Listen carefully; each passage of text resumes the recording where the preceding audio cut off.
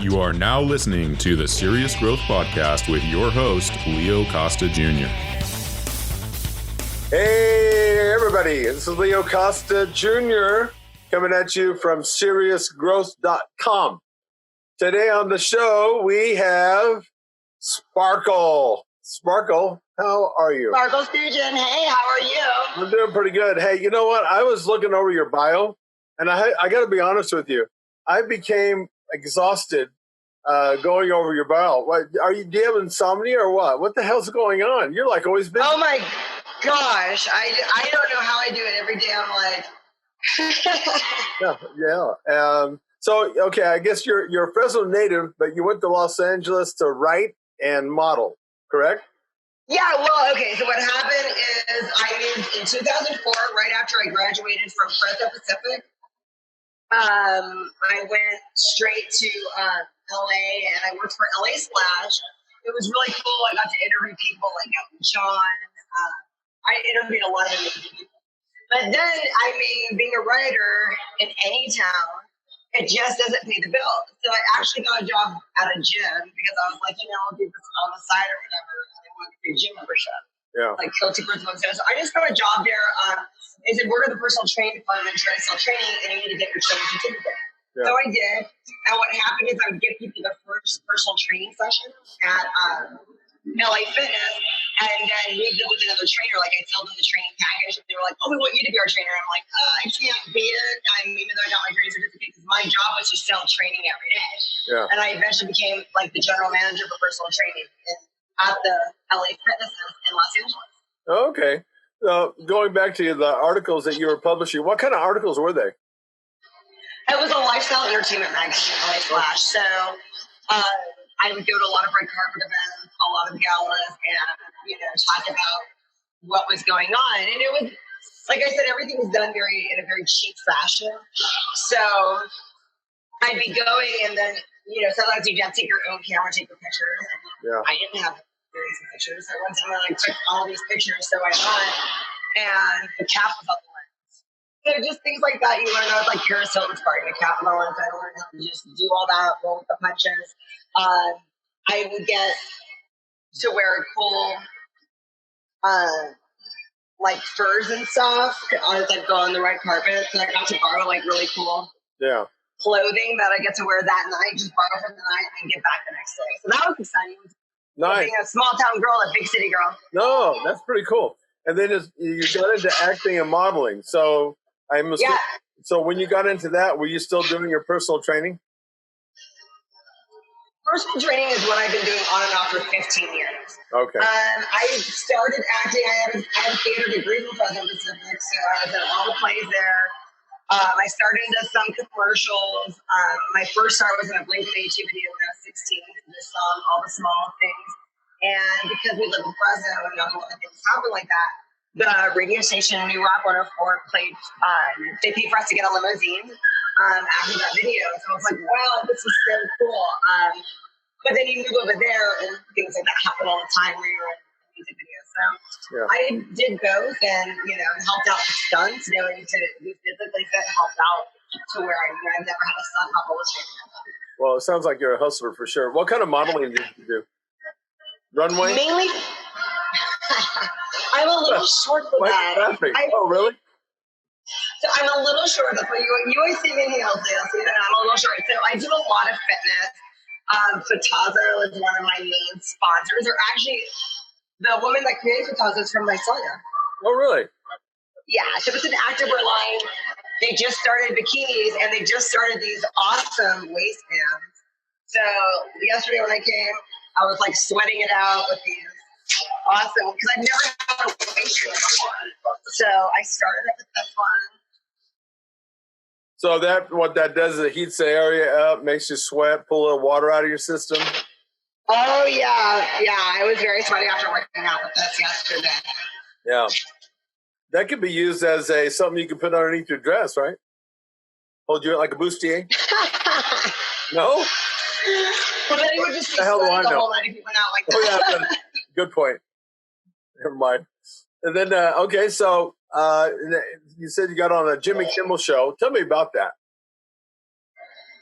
Oh my gosh. Well, that was, the Jersey Shore. At the time, the Jersey Shore was doing spinoffs. So Snooki was getting her spinoff, and I guess everybody had their spinoff. I mean, I've only seen it a couple times. That was back in the day. So they were going to do a spinoff where the duck phone had its own spinoff. So they had a duck phone. So I was doing a spoof for the Jimmy Kimmel show. They had a duck phone that they wanted me to make out with and be like, hey, I love you, duck phone. So it was like this wooden duck with like a bill. So I had one of those big beat up bodybuilders come in and punch the duck phone and be like, no, duck phone, And they would do this over and over every time. So we had to glue back the bill of the duck on the duck phone after like every take because he would really punch it. And so I had to make out with that without making out with it. Punch it and make it a little bit more.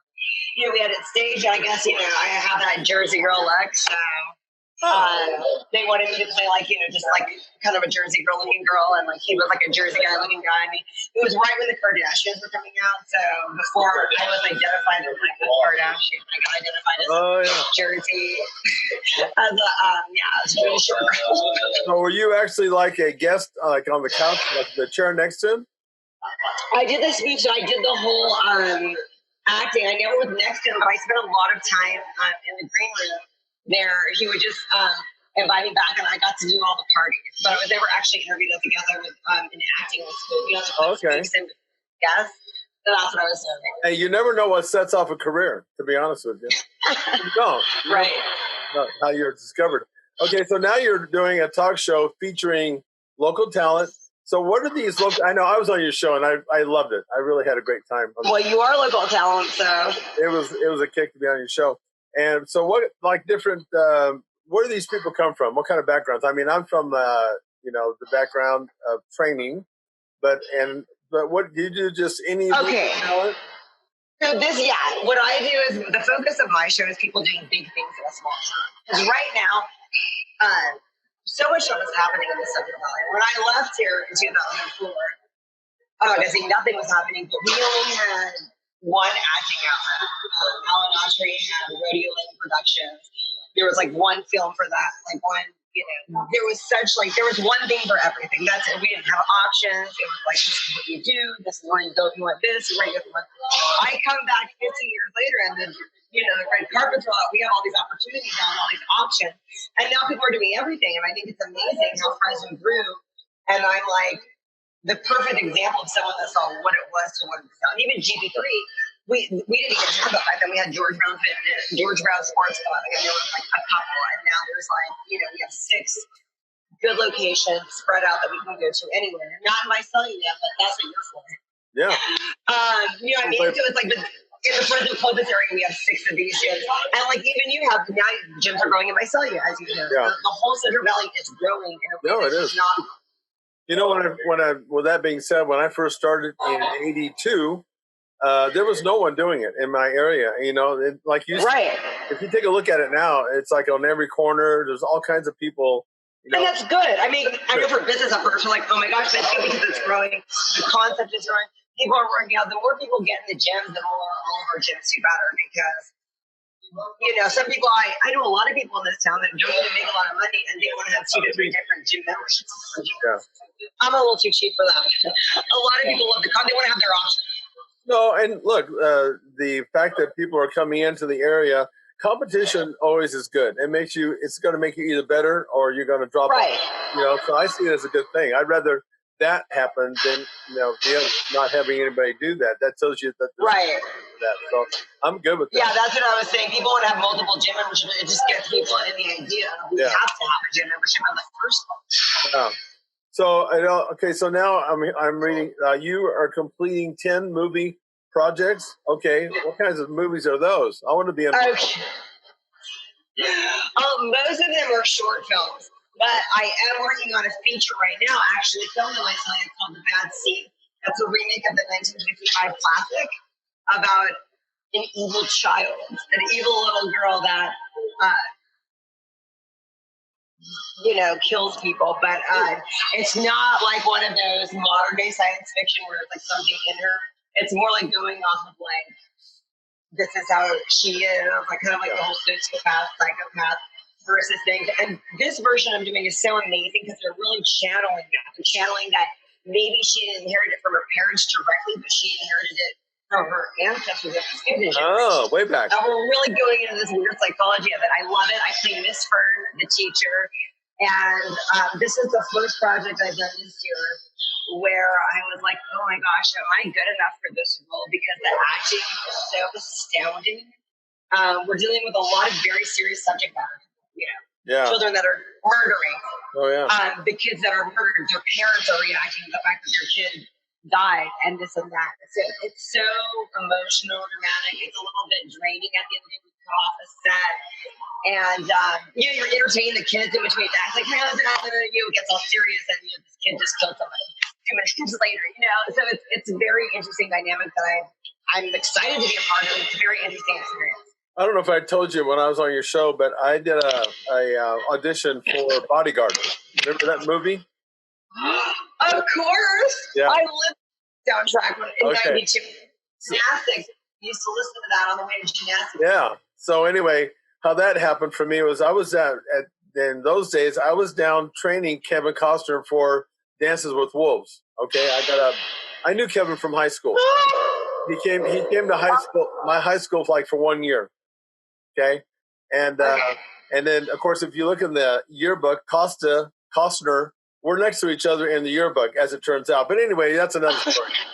So I was training Kevin, and then all of a sudden, this is a few years later, and I get something in the mail says, hey, you want to come audition for a Bodyguard? And there was this part. I can't remember the part. So I'm thinking, hell yeah, I'll go down there and do that. So they sent me my lines. Okay, it wasn't that long, Sparkle. I mean, I'm going to say maybe 20 words, okay? I'm thinking, I can nail the shit out of this. So I'm on my way down. I mean, it was only 20 words, something like that. I'm practicing my lines, Then I get down there, then it starts getting real because I walk into this place and there's a whole room full of people that are auditioning for this part, my part. Thinking, okay, I got a little nervous about this. I can do it. I go sit in that little room, and then a few minutes later, the director comes in, or the producer, whatever, two people. Have you studied your lines? Oh, yeah, I'm ready. So, they had to go, okay, ready, action. That was it. I choked. I just. Oh, no, you didn't. I did. How did that happen? How? Oh, shit. I said, wait. I can do better. No, I can't. I said, you know what? I'm good. I'm just going to leave. I told Kevin, after this whole thing was over, I said, man, I really appreciate the opportunity, but Sparkle's like anything else. Those guys on the screen, they make it look easy. It's not. As far as I'm concerned, it's not, And I got a whole new respect for people that are acting like that on the screen. But I will say this. I got to redeem myself because I did do a non-speaking part for the Cannes Festival. I nailed the shit out of that one. I didn't have to say anything. I was like guarding a door, of a drug deal that was going in behind me. So I got my 2 minutes of fame there. That went nowhere. But anyway, it's amazing that you guys can act in front of a camera. That is so fun. But now I think years later that you could nail that role if you have a chance. I think I could do better because I think with age comes, my give a shit has gone and went a little bit. So I think I can just do it. Right. It'll be easier that way. Okay, so are you producing these or acting in? I know you're acting in them, but are you producing? I am producing. I'm producing The Bad Seed. I produced a short film called It Calls, and that actually won the German Film Festival this past summer. Okay. We created that film that was one of the short films I was talking about. That was the first time I ever produced a project. It was really cool. We actually shot some of that at my grammar school. So that was cool. So I got some location. I was really actors for that. It was a really awesome project. And so now I'm also a producer on The Bad Seed, which is really fun. Now I'm producing a feature film. Yeah. So it's just interesting the different dynamics of what I've gotten to do. I've gotten to do a voiceover movie this year, and that was the first time I ever got to do that, an animated voiceover. And I loved it because I thought I was going to not like it because I don't like my voice, but I got to have an accent and have a different voice, so I absolutely loved it. Oh, great. What kind of accent? So now I love listening to myself. What kind of accent do you have? It was a Transylvanian accent. Really? That's Eastern Europe, yeah? Yeah, so that was very interesting. practiced it. And then that's one of the memorable things. People are like, you did so good with that accent, we couldn't even tell that it was you. So I was pretty excited about that. Well, why don't you give me a few words and see if you still have the accent? I'm curious to know. Oh my gosh! Oh, you're not ready for that? Huh? No. I am not ready for that because I didn't practice. No, it's fine. I didn't want. I didn't practice that for you to do that. That was months ago. Oh, that's. I don't every day wake up and be like, hey, that role I kept telling me to do. You know, I mean, just curious. Okay. Well, it's called Wolf Strike, and I'll send you the video. And you can do that. I did it. It was all me. There was no synthesizing. It was just on my voice. So yeah, no. Yeah, send it to me. I would check that accent out. Okay, so it's obvious that you never sleep. Oh, I was going to ask you this: producing versus acting. Is there one that you like better? Do you like them all? Because I'm sure that's a whole different dynamic, right? Oh, I like acting. I mean, I never, asked to be a producer. It just kind of fell in my lap. But it's cool because I'm good at running things. I ran a business for years in Los Angeles. Right now, I'm running Sparkle Fitness. So it's still a fitness business, even though I train on GP3 and health and because my name is Sparkle, the word park is in that word and fitness, so it's Park Fit, Sparkle Fitness, Park Fit, and I do boot camp in the park. So, see, method to your madness. So I was going to ask you. I was going to ask you, Sparkle. Now, what is that? What does that say about your? Is that your given name? First of all. Yes. Oh, it is. It was my dad's idea. Fabulous. My dad said I was a sparkle in his eye. Some BS. I thought that there might be a story to that. I was going to ask you about that too. If it was your given name and all that kind of, and how did that? What was the inspiration? If it wasn't your name, but that just settled that. Anyway, I can tell that just your personality is something. When I went to do your show, I can tell that you're the type of personality that you can walk into a room and the atmosphere changes immediately. Have you always been like that? I hope that's a good thing, Leah. Well, I think it is. But have you always been like that, or were you like an introvert, and then all of a sudden something happened, and then you're now you? How did that work out? Because you're very up and bubbly, and I can tell you're going 100 miles an hour all the time. I could tell when I went to the show over there when you came storming in and went into the bathroom. You remember that? I knocked on the door. I was the guy that was knocking on the door, and you were in there getting changed to go do your spot for the show. So I'm thinking, okay, I think I know who this person is. So anyway, you always been. Well, it's always the best place to meet people. What's that? It's always fun to meet people right outside the bathroom. Yeah, exactly. No, take your time. I'm fine. So again, have you always been like that, or have you been painfully shy? Is this who you've been always? Well, it's pretty much. It's funny that you think that because I have that introverted side. If that's the side that we're in. Because I used to write in actually, and George Brown is over here, but he doesn't want to be on camera. But he's amazing. This is one of his locations. He works out every day. That man's. I've trained in his places. What's that? I've trained in his places years ago. Oh yeah, he does a great job. He runs a great thing. So, anyways, I had over 100 articles published when I was 20 years old. I started writing for the Pacific at age 16, and my first writing experience was writing about that filmmaking. So I wrote about that, and then from there on, I had a column about. I did CD reviews because we had CDs back in the 90s. Yeah. And so I'd write about the CD reviews, and then I'd write about pretty much whatever I wanted. And it's kind of like odd how my life is full circle because my interviews now I get to kind of interview whoever I want about whatever I want. So I'm really focusing on what's going on in Central Valley. And that's what I did years ago for the Fresno Pacific. So I kind of moved from, writing journalism to broadcast journalism. Yeah. And I got to be more introverted doing that, but it brought me out of my shell because to get some of these bigger interviews, you had to come out of your shell. So now a combination of all that led to me being you. Now you can't be afraid anymore. Yeah, you have to, to get those interviews, you got to go and knock on some doors like, hey, I'm here. Instead of just, you can't be shy in the background like, oh, we come on the show. Oh, okay. Like Gary Dyer, he's going to be on my show next week, Thursday, December 5th. Yeah. And I did not shyly, ask him to be on there. He trains, on the GP3 on Champlain, GP3 North. So he trains at that one, typically works out there. So I see him every day. I'm like, hey, you need to come on my show and talk about running for man. Yeah, that's cool. The crazy thing is, when I first, I used to be painfully shy in some sort of situations or circumstances. I was an athlete, I was a quarterback, I led my team. I was okay in that environment, but I used to drop classes in school if there was any presentation. And I did that at college. I mean, no, really. I couldn't even tell you how to chew gum in front of class. I was that freaked out about it, And, but I tell you what happened, and this is kind of tying into what you're saying. When I got into this business, I realized that if I didn't come out of that shell, and it's about motivation, because I knew that I could do that because I had to educate people back then, believe it or not, about fitness and training, especially to women. Then I knew that was going to hold me back.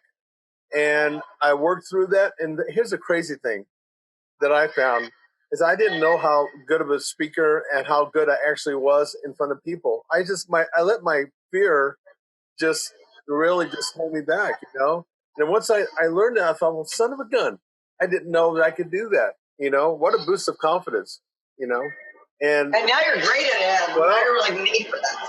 Well, it's like something I overcame, which is we all. Right.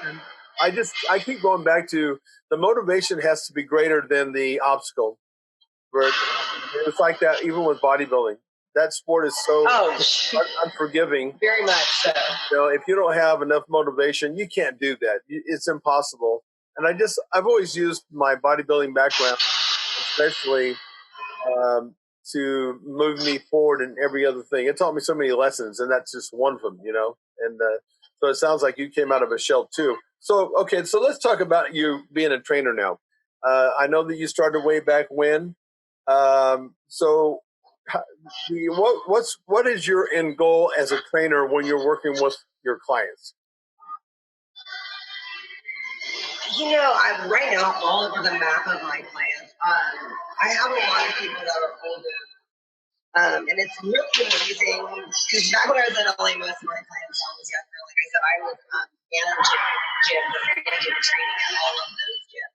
So I didn't get to see people in their progress. When I moved to Fresno, it was all about one-on-one personal training clients to see where they're starting to go.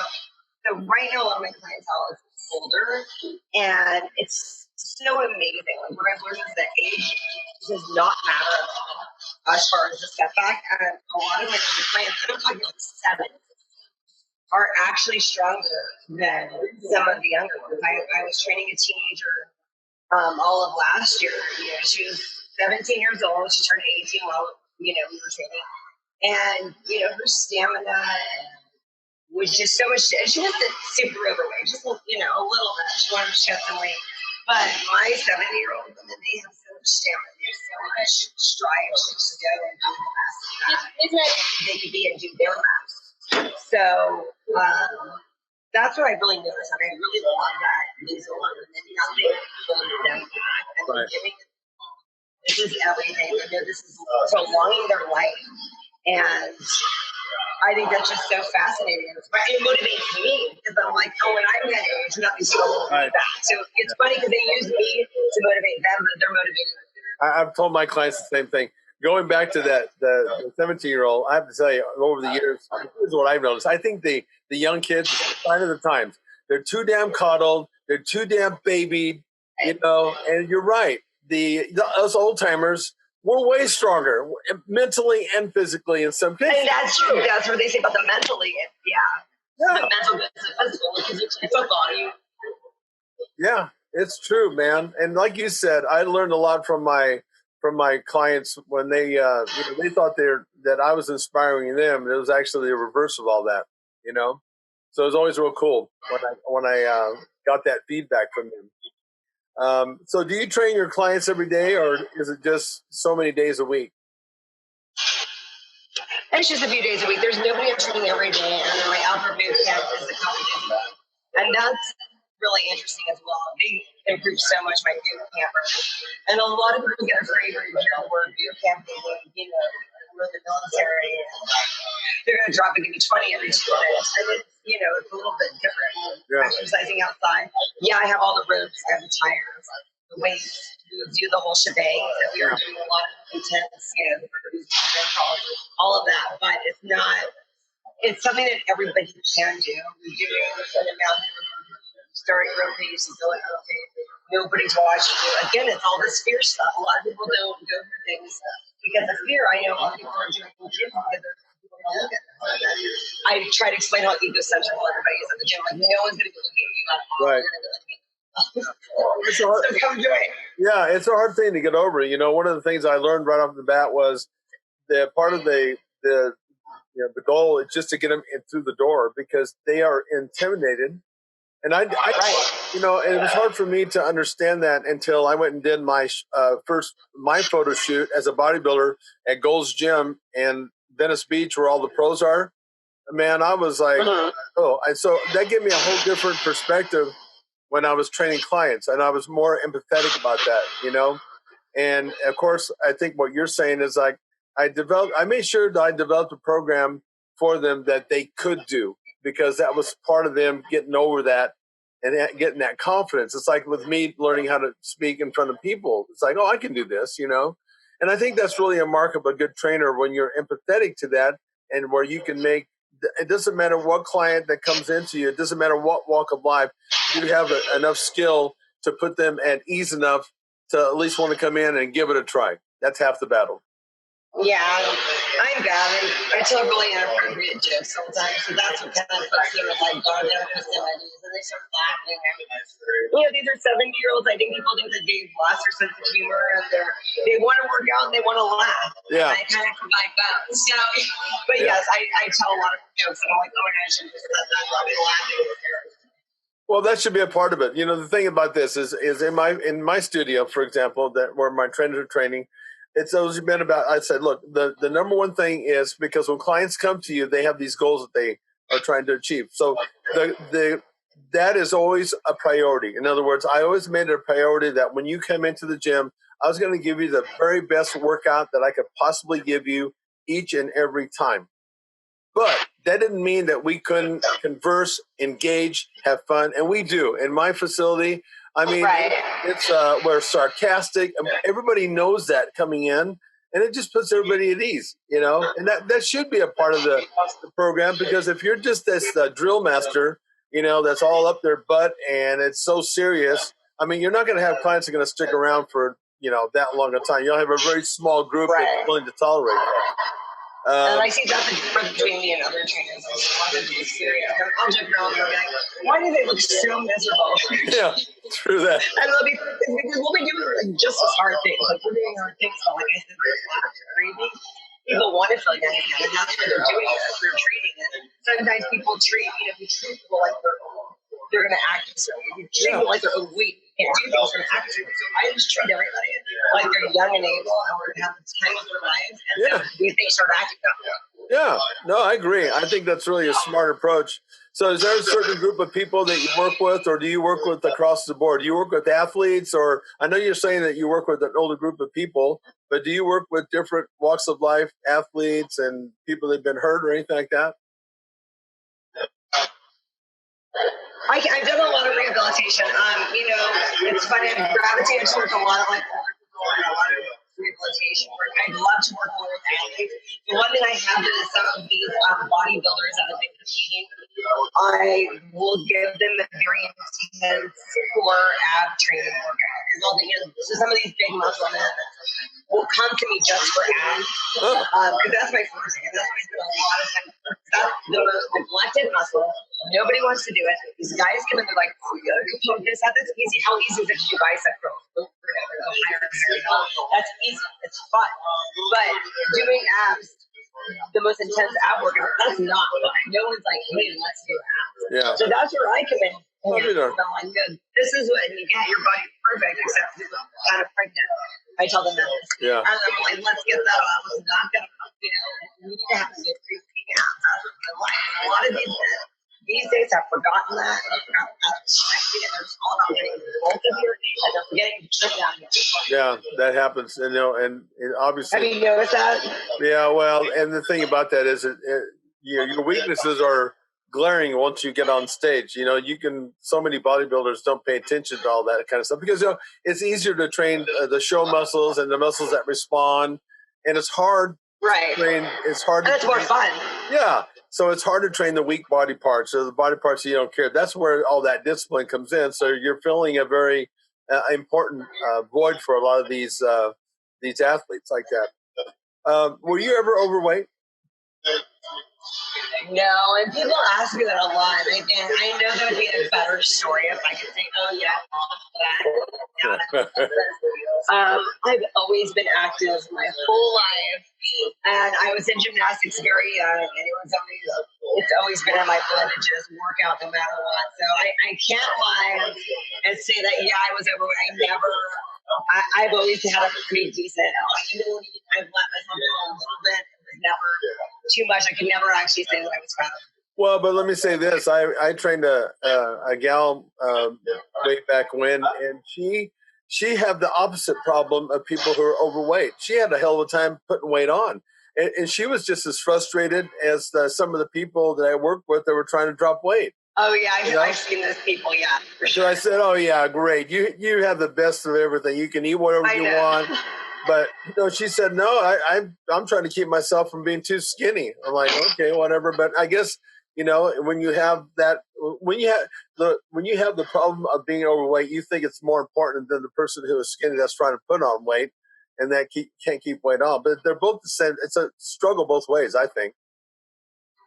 Yeah, it is. And then most likely, people always make people like that feel inadequate. And it goes back to feeling how we grew up. And, she probably was teased at some point for being underweight. Like me, I'm short. So it's like, if I do one way, it's funny.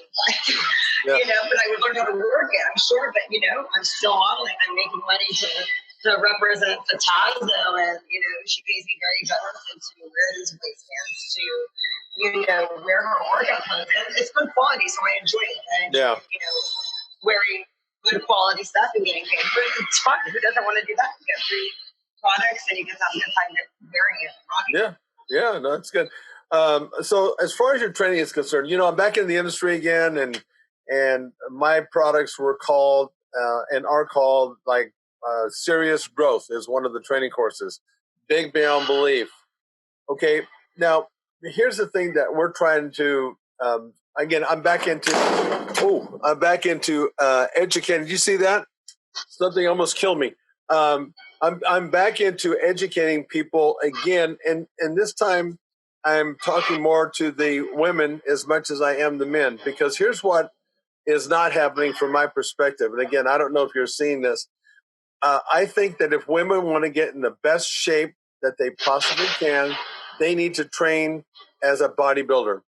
And I don't know if your training is a reflection of that, or what kind of training, I guess, are you actually doing for yourself? I agree with all of that, except for the fact that could get very dangerous. I'm sure you're training people very well, but when people are doing that on their own, it can get very dangerous because, women are not doing enough cardio. Well, some women are doing too much cardio, I know that. But a lot of women I see are coming in here and doing a lot of chest days, a lot of hard shoulders, all that. And they have all that. That's important, but that's not going to get rid of some. And I'm sure you notice a lot of females, and men, but mainly females, it's all that circle. It's this whole little circle that's a problematic area. You got your hips, your butt, your stomach. And so I think there needs to be a little more focus on that area before we start lifting all the weights. But it is important. It's important that they start doing a lot more back, or that are neglecting the back. So I know what you're saying, but we need to be focusing on that circle. So I agree with what you're saying, but we still need to focus on getting that full circle part trim. Okay, and again, I think that again we all have our own ideas and our own strategies, and I'm good with that, And it's just that what I learned way back when is that females are tougher than I thought that they could be, and as far as when it came to training, and women actually, Right. what they were afraid of back then was that when they started lifting like a bodybuilder and training like a bodybuilder, that they were going to become this the Hulk. Oh, And that's you're right. You're right. That's a misconception, you know. Completely. I understand what you're saying. You're right. You're right. You know what I mean? So once I learned that, and then I also learned something I thought that was pretty interesting, was that when women were on their time of the month, you know, they actually produced the highest level of testosterone on the third day. Yes. So when a female told me that they were using that as an excuse, I said, bullshit. Based on your physiology, you're going to be... You should be working harder. Exactly right. There's no excuse for using it. And I understand that. You're so right, though. Yeah, now I know what you're saying completely, 100%. Yeah. You should be working out like men. You know, I can still deadlift, you know, twice my weight. I still work. So, yes, I do train like a bodybuilder. That's like women should. I just don't want everything to get neglected. Because a lot of men are pretty much neglecting their midsection. And that's where I get a little bit nervous when I see women coming in and just doing all the meds. And I'm like, whoa, but you still have that. We want to get rid of that, you know, fat right there in that midsection. That's what gets me uncomfortable. But I see what you're saying, and you're 100% right. Well, I can lift twice my body weight, and I'm not really bulky. I have, you know, nice lean muscles. Yeah. And I have incredible strength. So, yeah, that's a total misconception. Yeah, because, you know, the misconception. I had a gal one time come in. It's reminding me of a consultation that I did with this lady. And I said, you know, have you trained before? She said, yes. Have you worked with a trainer before? Yes. And I said, oh, well, tell me, are you still training with that trainer? She said, no. She said, I was working with that trainer for 3 months and they had me on a program. And she said, my back got so big that I had to stop training. And I said, looked at her and I said, well, then I want to be on that program because I've had the same client. I said, I want to be on that program because as a bodybuilder, okay, working his ass off, if I could put on 12 pounds of muscle in a whole year, I was doing great. And you did all this in 3 months? I don't think so. So what's really going on here? They all come to me like that. All these women come to say the same thing that you just said right now. Oh my gosh, it's so funny. It was insane. You know, this is part of that mindset. It's like, no. Yes. And here's why that this is not going to happen. Okay, physiologically, you don't produce the same testosterone, except for maybe in the middle of your days, you don't produce enough testosterone for that to happen to begin with. So let's just get that straight. I'm really straight about talking to some of these people because there's so much misconception. Oh my gosh. And then they use that as the damn excuse as to why they can't do it, you know?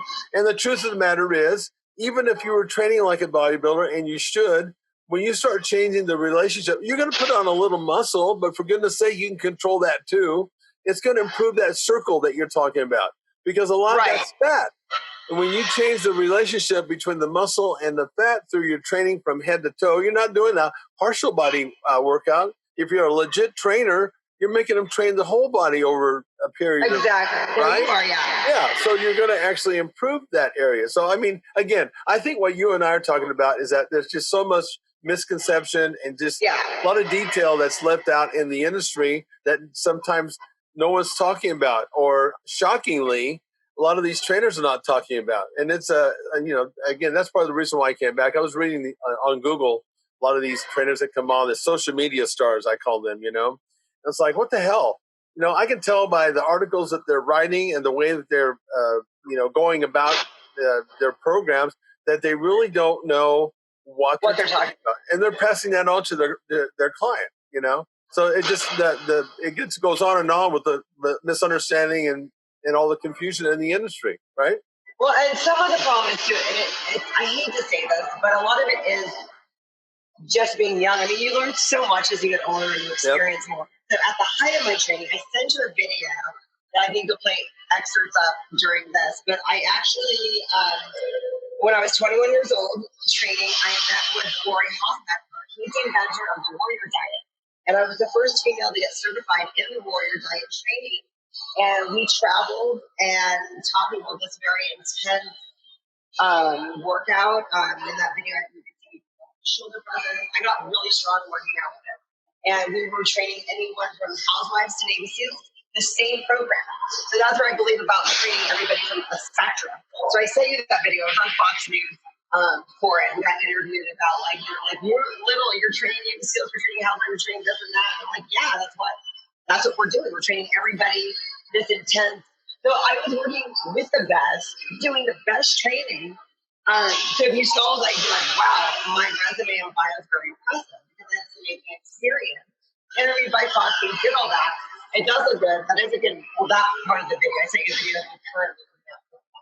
It's all good, but my knowledge from when I was 20, when I just learned something and repeated what I learned, to now having trained a lot of people and seen the results of them and training myself, completely different. Right. And things that I knew then are just like, you learn a lot of garbage, you believe it for a while, until you learn like, oh no, that's not right. Right.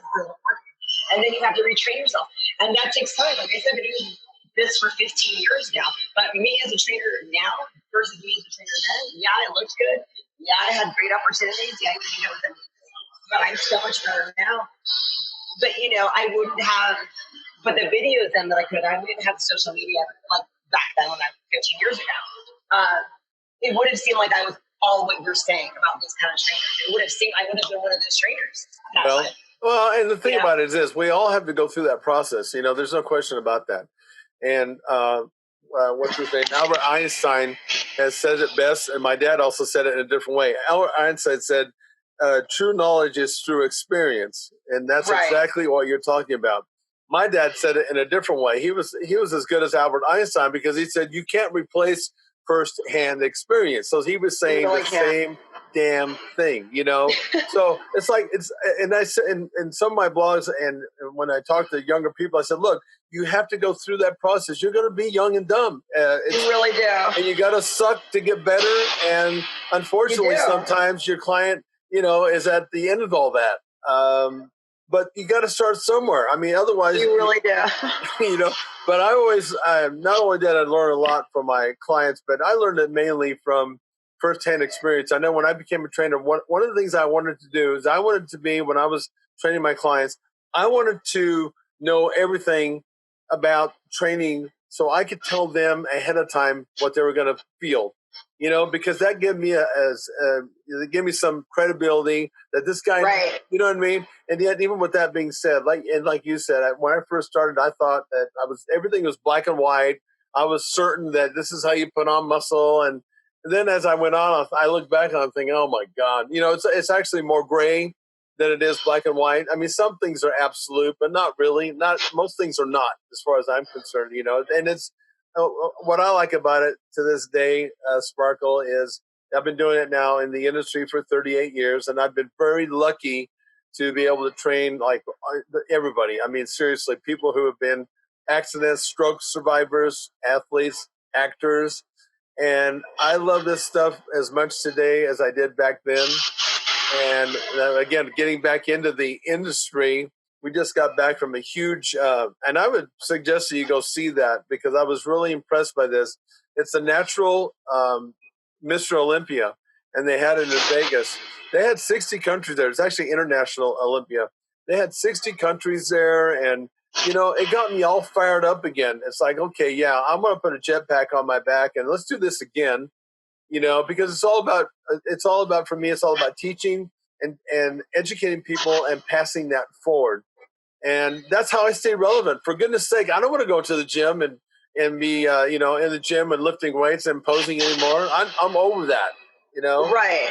And so you're kind of like a little bit behind me because of your age, but you're right in the middle of training and yeah.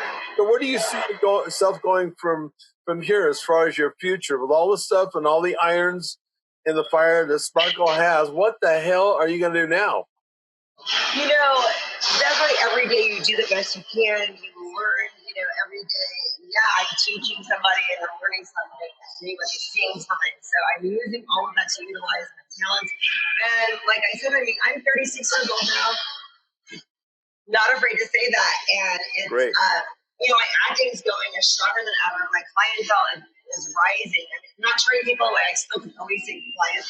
But it's at that point where, who would have thought that things could just go, back in the day, you were sort of, that it's like the worst time to act at 36 is, you don't get the young ones, you don't get the old ones. But now it's like there are so many room for opportunities. So I'm gonna do what I do every day, be the best I can, work as hard as I can, stay focused, but always have that open mind to learn as well as to teach. Because you can't ever think, oh, I've learned. Right. You're still going to these events and getting excited, getting re-energized. Right. If you just search the same thing over and over, and you might know a lot more than these people, but you want to keep relevant with what's going on. That's if you do know more, why do you know more? What are they doing? And usually it's like you can learn something cool by the younger people. You learn one day, oh, that's a good idea. I never did that one before. And then you're like, okay, well, they're a little green in this area, but I got this. And so if you take a little bit of everything. Yep. That's the secret right there. But, the thing about that is, because over the years, I've worked with so many trainers. I've certified trainers. I've had lots of trainers work for me in the 38 years. But you have to be that person that it's your nature to be hungry. Not right. That person, because I tell my trainers when they come in, I said, I'm looking for a certain type of trainer. And if you're that trainer that just wants to come in and mail it in, phone in the workouts, you're not willing to keep learning and pass that on, you can't work for me. I want you as far away from me as possible. Right. That's important. And Leo, what do you think about all this online training? I'm very curious to know. Well, interesting that you said that, because I don't know. I mean, I talked to a guy, a promoter, and they have that like teams of people that came to this event. That's how it was really different than the other competitions that I used to compete in. They didn't have teams come over, so they make this. So they had a group there. The Australian guy, he had a team of Australian competitors. Well, I went out one night with him because this is when you get the real good information. And I don't drink anymore, but I went out to a club in Vegas, and I had that guy at a booth, and I started asking, okay, so tell me, the skinny of what you do. Well, he's an online coach. He has these athletes from all over the country. And I said, okay, well, how the hell does that work? And this guy makes a full-time living at it. As a matter of fact, he's going to be on my podcast because I want to find out more about that.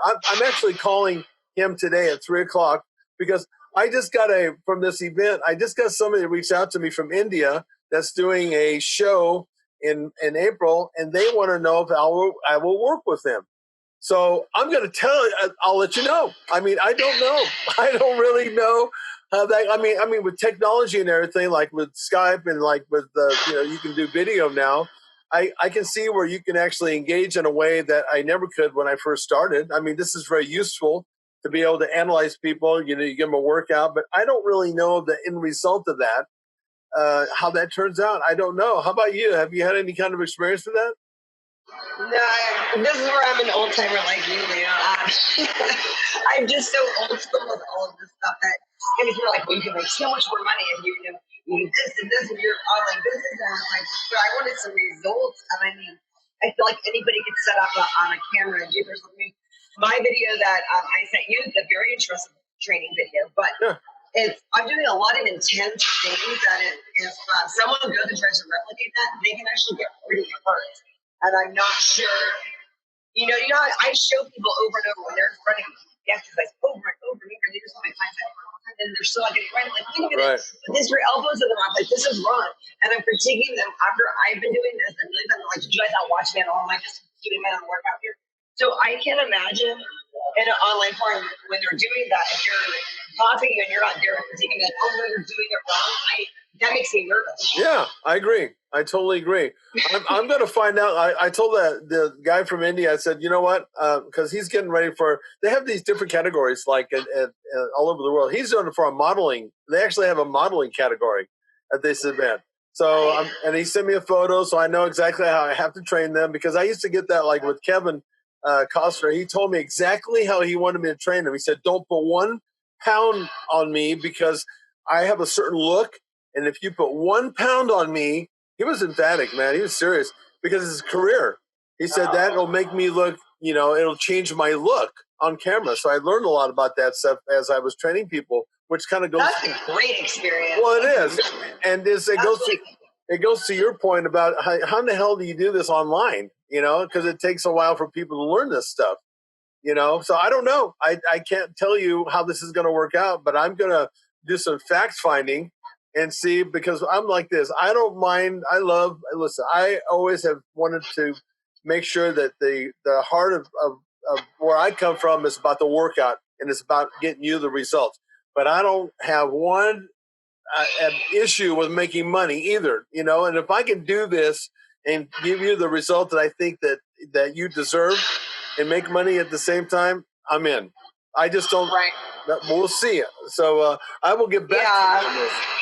That would be good because I even have problems in a class. I kept my boot camps really small usually. Usually there's 5 to 10 people, and even those I get so many people that are like, I was taking this class and I entered this, I took this, and they want to blame. So it's like, and when you're teaching 5 to 10 people, you have that focus, but it's not like the one-on-one training. Right. And so when people tell me that, knock on wood, I haven't, all my boot camps are going smoothly, no one's been injured with any of this thing.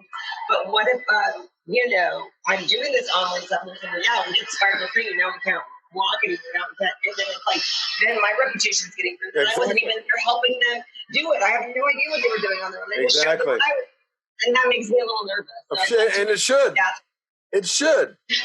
It really should. And yet I think too many of them that are out there don't really care enough, You're one of it's all about that money. Yeah. You're one of the good guys, / good girls. I mean, really, you care about that stuff. And I'm all with you on that. Okay, so listen, we're going to wrap this baby up. But do you want to, before we go, I want to invite you to come down to the big town of Tulare. Have you ever been there? Or you just pass by? Of course, the outlets. Everybody needs to go to Tulare. There you go. So I would like to someday. I know you're going. You got lots of irons in the fires, but if you happen to be coming down the old 99 towards LA and you got to take go to the restroom or something, then you can just pull off. I'm not that far off the freeway. I would like to invite you because I think that you might find the way that we train our clientele. I think it would be interesting for you. I love it. Because one of the things that we have figured out is I train also small groups of people, 3 or 4 at a time. But I figured out a way, Sparkle, to, even though I'm training 3 or 4 people at a time, each one of those people have their own program. It's a pretty unique little approach that we take. Right. Because I had to learn that, because otherwise I couldn't have made a living. I've made a living as a full-time trainer since '82. When no one was doing it. So I had to figure out a different way without compromising result. And that is carried over. And we're busy. We have my studio. I have 200 clients, a little over 200 clients in my studio. And we do all that with basically 1.5 trainers. That's how efficient we are. And they're all getting their own program. It's not cookie cutter, because I don't necessarily like the group training where everybody's doing follow the leader. That's not my style. And so I'd like you to come down and check it out someday. Otherwise, do you have anything that you would like to promote through the podcast where people can go? I know you did the bustier for us. Yeah, okay, so it's at Pataza. You can order stuff at pataza.com. Like I said, all their prices are super cheap on their activewear. It's really comfortable. I'm not endorsing it because I'm not anything for this to talk about now. I just would like it. It was created by a woman for women. Now she's getting stuff for men. And I'm trying it out myself again because we're so old school. I'm like, what the hell are these waist trainers? Yeah, right. I'm learning as I go about how to do those. And people can follow me, Sparkle Soojian, on Instagram and Facebook. It would be great for them to watch my show, the Everything Sparkle Show, on YouTube. They can subscribe to it. And especially if they're in the area, they're going to love the guests that I have. Because they're all over the map. I mean, you're not going to like everybody. You might not like the person that's here. It might not be relevant for you. But, that I'm getting very dire. So I like to talk about meat and potato issues. But, sometimes we talk about things that aren't always meat and potatoes. And I love that. I love talking about real things. I've interviewed amazing people that are local that have books and documentaries written after them. There's one on her only daughter, her only transgender daughter, suicide, and they did a documentary about it that won all these awards. And this all happened here in Columbus. So I just interviewed people. Again, you started something, you don't know where it's going to go, and it ends up teaching you lessons and inspiring you. It's like training. And so that's kind of what my show's done for me. And I hope, people could just tune in now and then to see what's going on. Yeah, I agree with you too. I did this podcast. It's mainly to talk about training, but it's a lot more than that. If you notice, I like to interweave. I like to know about the people because they bring stuff to the table if you'll just bother to find out about them, and just let them talk a little bit. And and tell them who they are. People are very fascinating. And then and the thing that you do really well, because I watched you on your show when I was offset, and even like when I was interviewing with you, is that you have a really good way of doing that and interweaving it in a way that it's just part of. It's like you and I have been just conversing with each other, and I think that's when the best stuff comes out. And and then you can also weave in like we did here. We've done training and so it all works. But you're good at what you do, and I really like your energy. And I want to thank you very much for coming on the podcast. I appreciate it. Thank you so much, Leo, and thanks for coming on my show. I get great feedback. Awesome. People are like, we love that. Leo, he's awesome. And I was like, yeah, you're one of my most talked about guests. I paid all those people to say that. No, I didn't really.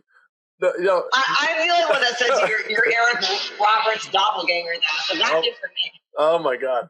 Anyway, listen, it was nice chatting. Go back to doing your 1,000 things in an hour, okay? I don't want to hold you back. Oh, this is fun, Leo. Okay. I always have time for Leo. All right, Sparkle. Nice talking to you. Nice talking to you. Bye now. Bye.